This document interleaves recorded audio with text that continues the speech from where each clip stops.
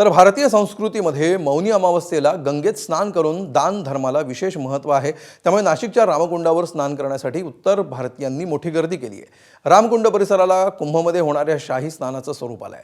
तर गंगेमध्ये स्नान, दानधर्म आणि पूजा विधीला आज विशेष महत्त्व आहे। रामकुंडावरून शाही स्नानाचा आढावा घेतलाय प्रतिनिधी शुभम बोडकेनं। आज मौनी अमावस्या असून भारतीय संस्कृतीत मौनी अमावस्येला एक विशेष महत्त्व आहे आणि याच अनुषंगाने नाशिकच्या गोदातीरी जर आपण बघितलं तर उत्तर भारतीयांची मोठी गर्दी या ठिकाणी आजच्या मौनी अमावस्येच्या निमित्तानं झाल्याचं पाहायला मिळतंय। खरं तर भारतीय संस्कृतीमध्ये मौनी अमावस्येला एक विशेष महत्त्व आहे आणि दक्षिण काशी म्हणून ओळख असलेल्या गोदावरी नदीच्या किनारी या अशा पद्धतीनं मोठ्या प्रमाणात उत्तर भारतीयांची मोठी गर्दी ही पाहायला मिळत आहे।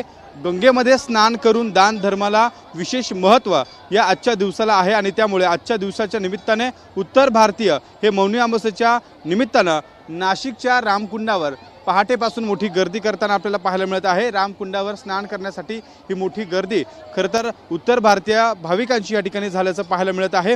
आजच्या दिवशी गोदातीरी स्नान करणं, त्यासोबत अन्नदान करून धार्मिक विधी करणं याला महत्त्व आहे आणि त्यामुळे आज नाशिकसह देशभरातून आलेल्या भाविकांची रामकुंड परिसरात हे अशा पद्धतीची मोठी गर्दी या ठिकाणी पाहायला मिळत आहे। होणाऱ्या कुंभमध्ये जे शाही स्नान आहे या शाही स्नानाचे स्वरूप खरं तर या ठिकाणी प्राप्त झाल्याचं पाहायला मिळतंय। एकूणच सकाळपासून उत्तर भारतीय जे भाविक आहे ते या ठिकाणी रामकुंडावर दाखल झालेले आहे। गंगेमध्ये स्नान करून त्यासोबत अन्नदान करून धार्मिक विधी करण्यासाठी ही मोठी गर्दी संपूर्ण रामकुंड परिसरामध्ये आपल्याला पाहायला मिळते आहे। कॅमेरामन किरण कटारेसह शुभम बुडके, एबीपी माझा, नाशिक। एबीपी माझा, उघडा डोळे बघा नीट।